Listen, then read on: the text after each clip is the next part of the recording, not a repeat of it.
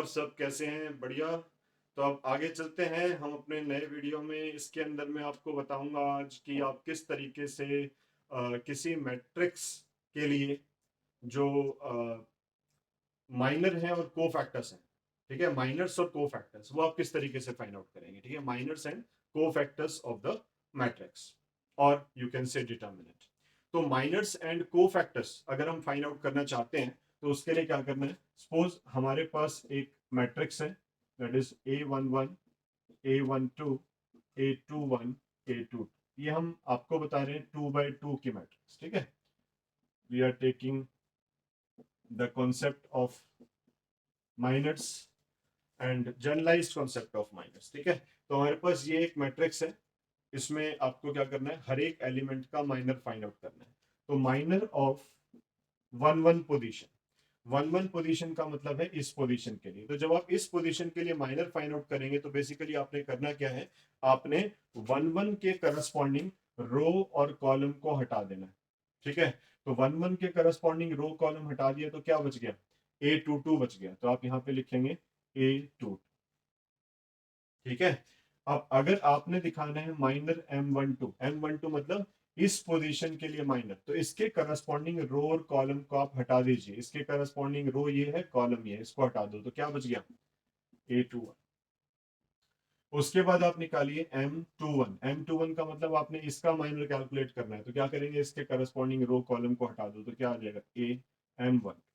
M22 यानी कि इसके लिए आपने निकालना है, तो इसके करस्पॉन्डिंग रो कॉलम को हटा दो तो क्या आ जाएगा, A11। तो इस तरीके से हम क्या निकालते हैं, माइनस। तो माइनस बेसिकली होते क्या हैं, if Aij is any position of an element which is given in the matrix, then delete those elements which are coming in front of that Aij in row wise and column wise, leaving those elements, and what will you get, taking the determinant of those elements, right। तो यहाँ पे क्या कौन सा बच रहा है, जैसे हमने इसका निकाला तो ये एलिमेंट आपके पास आ रहा है A22, तो आप क्या करेंगे, A22 का डिटर्मिनेंट। अब A22 का डिटर्मिनेंट क्या होगा, A22 ही होगा क्योंकि वो सिंगल एलिमेंट है, ठीक है। बट यही कॉन्सेप्ट अगर हम 3 by 3 में करेंगे तो वहां कुछ बात और होगी, ठीक है। तो वहां कुछ बात और क्या होगी वो देखते हैं।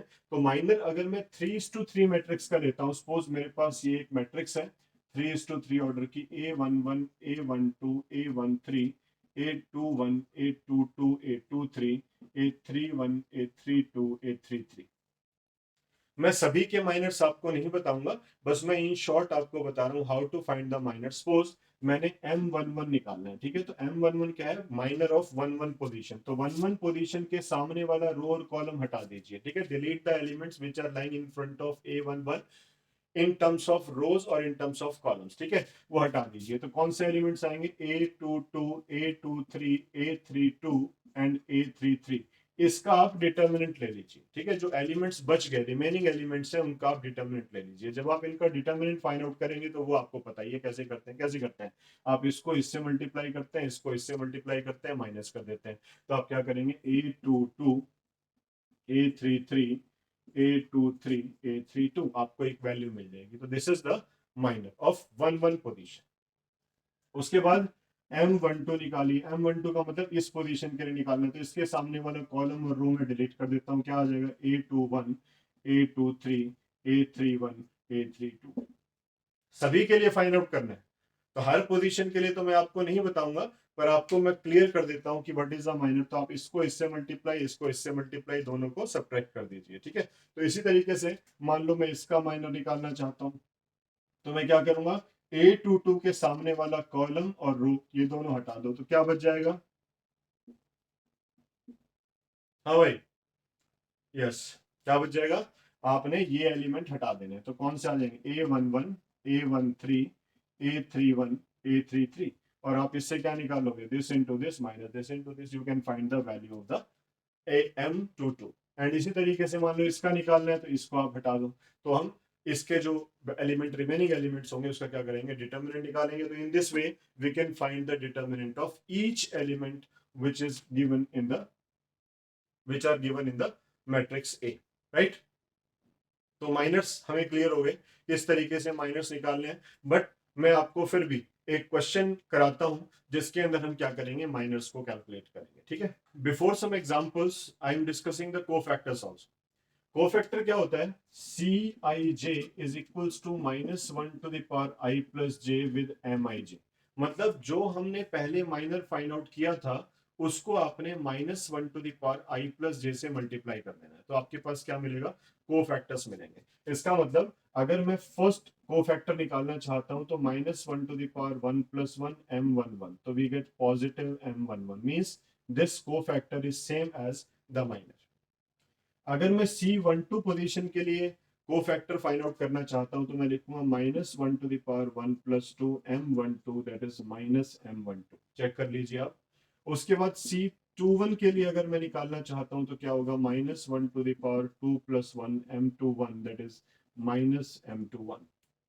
Means I am discussing for this matrix, suppose मेरे पास ये A11 A12 A21 A22, बस 2x2 ऑर्डर की बात कर रहा हूँ मैं, ठीक है। तो मैंने पहले इसके लिए निकाला, तो बाय डेफिनेशन ये होना चाहिए, A12 के लिए होना चाहिए, A21 के लिए होना चाहिए, और C22 अगर मैं निकालूंगा इसके लिए फाइंड आउट करूंगा कोफैक्टर, तो वो क्या होगा इसी तरीके से -1 to the power 2 + 2 m22 that is +m2। तो बेसिकली हमने क्या करना होता है, ये तो रिलेशन मैंने आपको बताया, बट एक रट्टा मेथड भी होता है। रट्टा मेथड क्या होता है, आपने क्या करना है, प्लस माइनस माइनस प्लस, मतलब जो आपने माइनस निकाले उनके साथ आप ये साइन स्कीम यूज करो, sign scheme with the minus. जो माइनस आपने निकाले उनके साथ अगर मैं ये साइन स्कीम यूज करूंगा तो मुझे क्या मिल जाएंगे, कोफैक्टर्स मिल जाएंगे। तो what is the basic difference between the cofactors and minor, just science, ठीक है। तो साइंस का जो डिफरेंस है बस वो आपको ध्यान रखना है, साइंस विज्ञान वाला साइंस नहीं, साइंस मतलब प्लस एंड माइनस, ठीक है। तो प्लस एंड माइनस का ध्यान रखना है आपने। तो C I J can be calculated with the sign scheme and minors, ठीक है। तो पहले जो माइनर निकाले थे उनको इन साइन स्कीम के साथ राइट करेंगे तो हमें क्या मिल जाएंगे, आपके कोफैक्टर्स मिल जाएंगे। तो इस तरीके से हम कोफैक्टर्स निकाल सकते हैं। और अगर इसी तरीके से 3x3 की मैट्रिक्स होगी तो भी कोई प्रॉब्लम नहीं है, पर 3x3 की मैट्रिक्स के लिए जो हमारी साइन स्कीम होगी तो ऑल्टरनेट प्लस माइनस साइन आप लिखते जाइए, तो हमारे पास क्या आ जाएगी, this is the sign scheme for 3:3 matrix. मतलब जो आप माइनर्स कैलकुलेट करेंगे उनको आपने इन साइन स्कीम के साथ मल्टीप्लाई कर देना है, तो आपको क्या मिल जाएंगे, सी आई जे टाइप के कोफैक्टर्स मिल जाएंगे। तो ज्यादा एक्सप्लेनेशन ना देते हुए मैं आपको सीधी बात बता रहा हूं कि सी I J multiplying all minors of 3x3 matrix with these sign scheme to get the cofactors, right? तो अब हम आगे चलते हैं और एग्जाम्पल के साथ आपको इस बात को समझाते हैं कि बेसिकली माइनर्स और कोफैक्टर्स क्या होते हैं, ठीक है।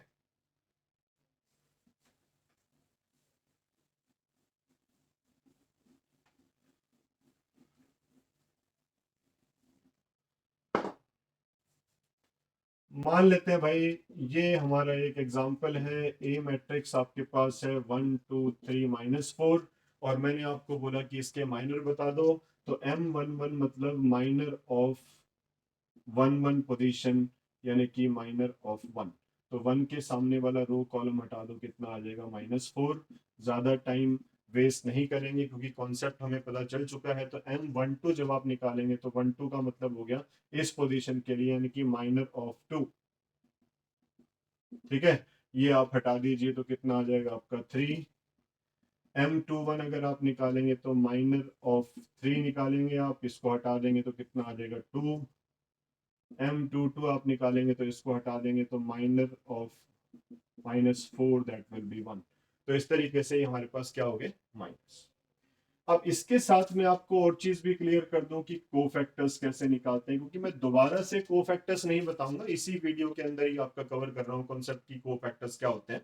तो कोफैक्टर्स कुछ नहीं है, C11 जो आप M11 आपने जो लिखा है उसको प्लस साइन के साथ मल्टीप्लाई कर दो, सेम रहेगा। C12 का अगर आप निकालोगे इसको माइनस के साथ मल्टीप्लाई कर दो, जैसा कि मैंने अभी लास्ट बोर्ड पे मैंने आपको बताया था। C21 अगर आप करेंगे तो इसको भी माइनस साइन से मल्टीप्लाई कर दो, वी गेट -2। एंड C22 जब आप निकालोगे that is positive, means multiplying these with plus minus minus plus, तो हमें क्या मिल जाएंगे, कोफैक्टर्स मिल जाएंगे। अच्छा एक चीज और, क्योंकि जब माइनर और कोफैक्टर हमने सीख ही लिया तो एक चीज और सीख लेते हैं कि what is the matrix of cofactors, ठीक है। Matrix of cofactors. देखो नाम से ही पता चल रहा है, मैट्रिक्स ऑफ कोफैक्टर्स मतलब जो आपने कोफैक्टर्स निकाले उनको उनके घर में रख दो, मतलब उनकी पोजीशन पे राइट कर दो। ठीक है, तो आपने लिख दिया -4 -3 -2 1, ये आपने एलिमेंट्स राइट कर दिए। अब जब आपने ये वाले एलिमेंट्स राइट कर दिए तो वो क्या हो गया आपके मैट्रिक्स ऑफ कोफैक्टर्स। अब एक काम करो, इस मैट्रिक्स ऑफ कोफैक्टर का ट्रांसपोज ले लो। ठीक है, अब ट्रांसपोज लूंगा तो मेरे पास क्या आ जाएगा, उसको हम बोलते हैं एडजॉइंट ऑफ मैट्रिक्स। देखो जब आपने माइनर भी सीख लिया, कोफैक्टर भी सीख लिया, मैट्रिक्स ऑफ कोफैक्टर भी सीख लिया, तो पीछे क्यों रहे, एडजेंट ऑफ मैट्रिक्स भी सीख लेते हैं ना। तो एडजेंट ऑफ मैट्रिक्स क्या होता है, जो आपने मैट्रिक्स ऑफ कोफैक्टर्स निकाली है उसका आपने चुपचाप ट्रांसपोज निकाल देना है। क्या कर देना, उसका ट्रांसपोज निकाल देना है। तो ट्रांसपोज का मतलब हो गया -4 -2 -3 1, तो आपको ये मैट्रिक्स मिलेगी, that is called adjoint of the matrix. और प्यार से इसको लिखते हैं ए डी जे ऑफ ए, यानी कि adjoint of the matrix A. ठीक है, अरे भाई अब अगर ये भी कर लिया तो इनवर्स भी कर लेते हैं, है ना, क्योंकि इनवर्स भी इससे रिलेटेड कॉन्सेप्ट है, ज्यादा दूर नहीं है अब हम इनवर्स ऑफ द मैट्रिक्स के साथ। ठीक है, तो इनवर्स ऑफ द मैट्रिक्स के लिए क्या करना पड़ेगा, एक स्टेप और कर लेते हैं, क्या प्रॉब्लम है ना। तो एक स्टेप और कैसे कर लेते हैं भाई, इनवर्स ऑफ द मैट्रिक्स जो होता है वो होता है adjoint of the matrix upon dividing by determinant of A. तो एडजेंट ऑफ द मैट्रिक्स को आपने क्या करना है, डिटर्मिनेंट ऑफ ए से डिवाइड कर देना। अब डिटर्मिनेंट ऑफ ए तो हमने किया ही हुआ है ना, डिटर्मिनेंट ऑफ ए हमने किया हुआ है, कोई दिक्कत नहीं है। तो मैं एक काम करता हूँ, डिटर्मिनेंट ऑफ ए इसका निकाल के फिर से दिखा देता हूँ, this into this minus this into this कितना हो गया, -4 -6 that is -10।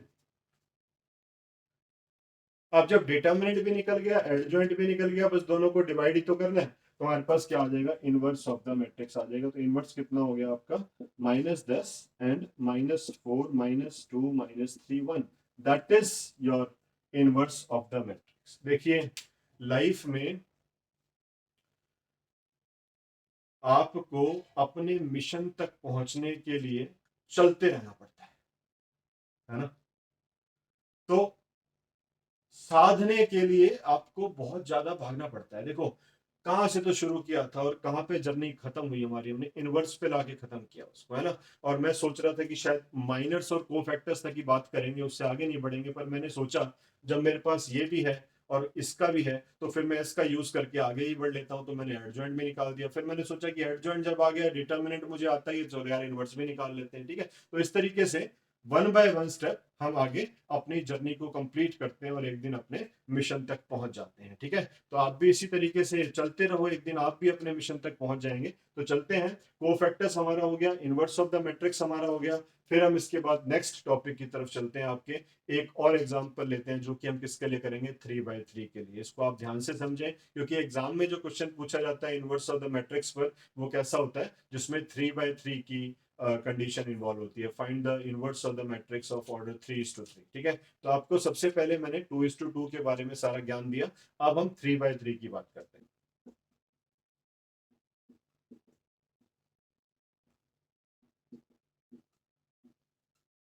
Suppose this is our matrix of order 3:3। ठीक है, तो अब हम इसका डिटर्मिनेंट सबसे पहले निकाल लेते हैं, क्योंकि मैं बाकी बातें भी डिस्कस करूंगा। तो डिटर्मिनेंट आपका हो गया 1 into deleting this 1 3 -1 2 and -2 into living this 2 3 1 2 and +1 sorry -1 deleting these row and column 2 1 1 -1 and finding out the determinant 2 into this, that is 5 -2 into 4 -3, that is 1 -1 into -2 -3, and we get 5 -2 plus 3, that is 6, that is not equals to 0. So A inverse exists. थोड़ा सा मैं इसके बारे में और आपको detail में बताऊंगा।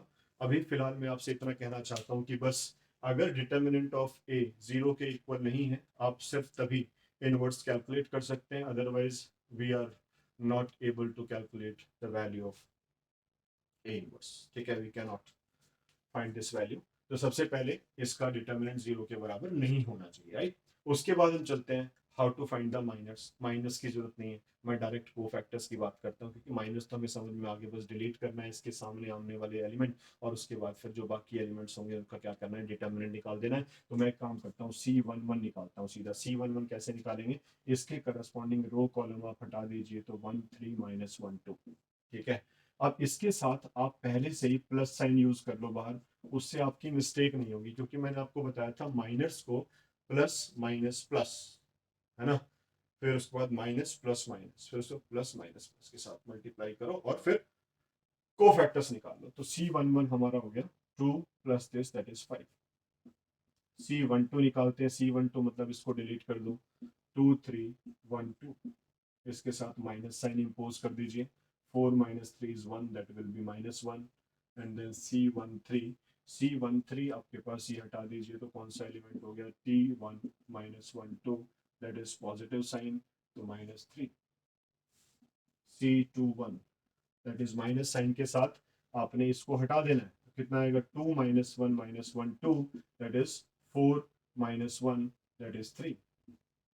आफ्टर दैट C22 जब आप करेंगे तो 1 -1 1 2, है ना, और इसके साथ प्लस साइन, ये साइंस लेना मत भूलना, बस बाकी सब ठीक है, आप सब लोग कर लेंगे मुझे पता है, बट साइन जो है एक भी अगर गलत हो गया तो हमारा ए इनवर्स क्या हो जाएगा, गलत हो जाएगा। जैसे लाइफ में हम गलती से एक भी डिसीजन ऐसा ले लें जो गलत हो जाता है, फिर सब कुछ ही गलत हो जाता है। इसलिए कोशिश करनी चाहिए प्लस माइनस वो डिसीजंस हैं जो हम लाइफ में लेंगे, और वो सही तरीके से लेने बहुत जरूरी है, ठीक है। तो प्लस साइन के साथ आप इसको सॉल्व करेंगे, तो 2 with this 3, and C23 is equals to, leaving these elements 1 2 1 -1, and this is negative sign, -3, it will be 3, then 3 1, 3 1 जब आप निकालेंगे तो 2 -1 1 3 विद पॉजिटिव साइन। अगर कुछ मिस्टेक हो जाए तो कमेंट बॉक्स में लिख सकते हो, वैसे तो होनी नहीं चाहिए, है ना, पर फिर भी अगर हो जाती है तो फिर आप छोड़ सकते हो। 6 and this one is 7, and C32 is again with negative sign, and leaving these elements 1 -1 2 3, 1 -1 2 3, that is 5 -5, C33 इसको हटा दीजिए, 1 2 2 1, इसका डिटर्मिनेंट ले लीजिए -3। तो इस तरीके से हम सारे के सारे क्या निकाल लेते हैं, कोफैक्टर्स निकाल लेते हैं, ठीक है। देखिए आप इसको डायरेक्ट भी कर सकते हैं, ठीक है। जब आपकी कैलकुलेशन स्ट्रांग हो जाए, प्रैक्टिस करके जब आप काफी सारे क्वेश्चंस कर लेंगे, तो इसी चीज को हम डायरेक्ट भी निकाल सकते हैं अपने माइंड कैलकुलेशन में। जैसे आपने इसको देखा 1 को, इसको आप हटा दो, ये माइंड में ही आप इसका प्रोडक्ट करके माइनस करो और फिर सीधा वैल्यू लिख दो। फिर ऐसे इसके लिए निकालो, माइंड में इसको मल्टीप्लाई करो, माइनस करो और इसकी वैल्यू लिख दो, तो कोई जरूरी नहीं है, बट आपकी कैलकुलेशन सही होनी चाहिए। तो उसके लिए क्या होता है, पहले हम 5-6 क्वेश्चन आराम आराम से करें, है ना, स्टेप वाइज करें, और उसके बाद फिर बाद में उसको क्या कर लें, 30 सेकेंड्स में कन्वर्ट कर लें। लिखा होता है ना वीडियोस के अंदर कहीं होगी कि भैया 30 सेकेंड में कोफैक्टर्स के साथ इनवर्स निकाले, है ना, तो वो ही चीज है प्रैक्टिस। आप जितनी ज्यादा प्रैक्टिस करेंगे उतनी जल्दी अपने कॉन्सेप्ट की तरफ पहुंच सकते हैं, बट ये ध्यान रहे 30 सेकेंड में ना कोई सीखा है ना कोई सीखेगा, ये बहुत बड़ा ड्यूरेशन होता है जिसमें किसी भी चीज को सीखना होता है, बार बार उसको इम्पोज करना होता है, प्रैक्टिस करनी होती है, फिर वो 30 सेकेंड वाला एक दिन समय आ जाता है। पर ऐसा कभी नहीं होता कि हम किसी भी कॉन्सेप्ट को 30 सेकेंड में या 1 मिनट में कर लें। इंग्लिश बोलना सीखे 10 दिन के अंदर सीखे, क्या ऐसा हो सकता है यार, 10 दिन में वो इंग्लिश सीखता है यार, सोचने वाली बात है। ये एक लंबा प्रोसेस है ना, एक लैंग्वेज है जिसको आप बोलते रहेंगे अपने आप एक दिन ऑटोमेटिकली आपको आ जाएगी, ठीक है। तो इस तरीके से प्रयास से हर चीज आती है, ठीक है। प्रयास जब तक नहीं करेंगे, अभ्यास जब तक नहीं करेंगे, प्रैक्टिस जब तक नहीं करेंगे, आप उस मकाम तक पहुंच ही नहीं सकते, ठीक है। खैर, मैं बार बार फिसल जाता हूँ अपने कॉन्सेप्ट से, कहीं और चला जाता हूँ, तो फिलहाल मैं आपके सामने ये कोफैक्टर्स मैंने निकाले, और इसके बाद हम निकालेंगे मैट्रिक्स ऑफ कोफैक्टर्स। क्या निकालेंगे, matrix of cofactors. We are coming at our positions, -1 -3 -3 3 3 7 -5 -3, ये हमारे पास क्या आ गया, मैट्रिक्स ऑफ कोफैक्टर्स। मैंने मैट्रिक्स ऑफ कोफैक्टर्स निकाल दिया। इसके बाद मैं क्या करूंगा, इसका ट्रांसपोज ले लूंगा चुपचाप, क्या आ जाएगा, एडजॉइंट आ जाएगा। तो एडजॉइंट के लिए मैं इसका ट्रांसपोज ले लेता हूँ, 5 -3 7 -1 3 -5 -3 3 -3, और इसके बाद क्या निकालेंगे अंत में ए इनवर्स। ए इनवर्स क्या होता है 1 अपॉन डिटर्मिनेंट ऑफ ए, मैंने ऊपर निकाला हुआ है, that is 6 1 upon A with 1 upon determinant of A with adjoint of A. Adjoint of A कितना है हमारा, ये कंप्लीट है। अब एक बात ध्यान रखें, कुछ स्टूडेंट्स क्या करते हैं, इसको 1/6 को अंदर मल्टीप्लाई कर देते हैं, ठीक है।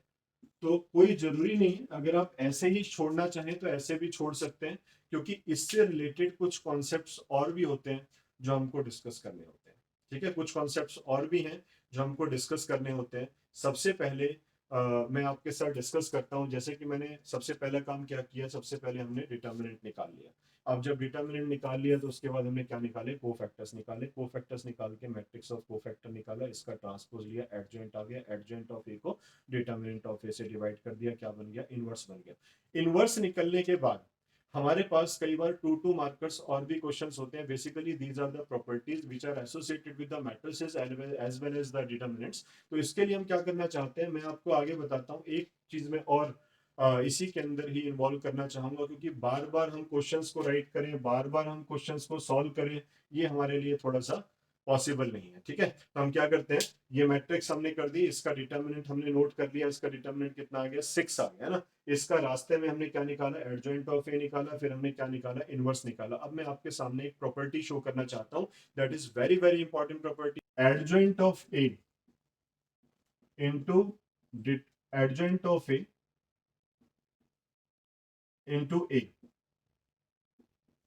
is equals to determinant of a into I, और a into adjoint of a is equals to determinant of a into I। Means अगर हम किसी मैट्रिक्स को उसके एडजॉइंट के साथ मल्टीप्लाई करें तो जो रिजल्ट होता है that is equals to determinant of A into identity matrix of the same order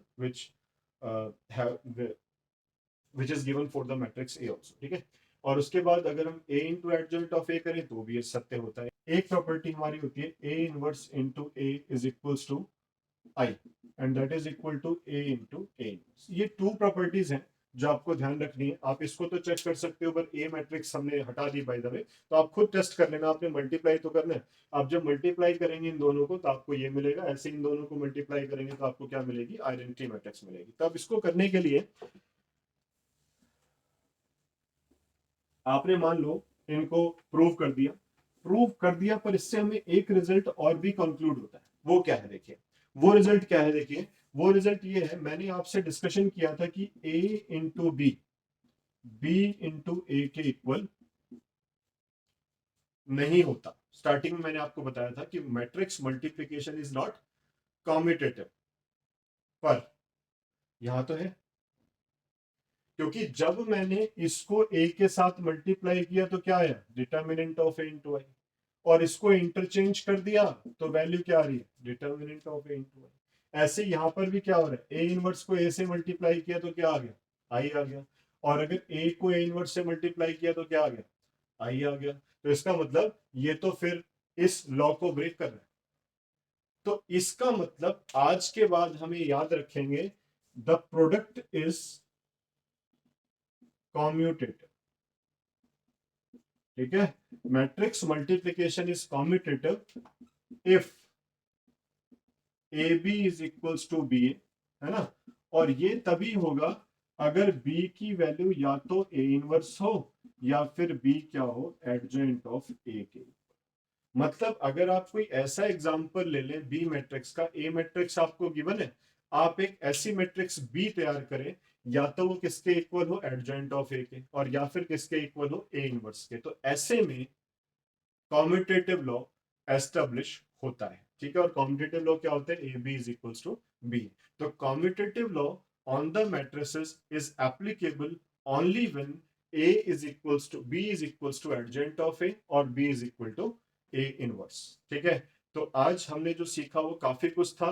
determinant के बारे में सीखा, उसके एप्लीकेशंस के बारे में भी सीख लिया हमने, और उसके बाद फिर हमने क्या सीखा, माइनर्स किस तरीके से निकालते हैं, और माइनस के बाद हमने कोफैक्टर्स भी निकाले, कोफैक्टर्स के बाद फिर हमने एडजॉइंट भी निकाला, एडजॉइंट के बाद इनवर्स भी निकाला। तो काफी सारा कंप्लीट करने के बाद हम आज यहीं पर स्टॉप करते हैं और फिर मिलते हैं, और आशा करते हैं कि आपको हमारी वीडियोस अच्छे से समझ में आ रही हैं और आप इसको पसंद कर रहे हैं, तो पसंद कर रहे हैं तो प्लीज़ कुछ तो आपके लिए बनता है, तो please like share and subscribe our channel. Thank you, have a nice day.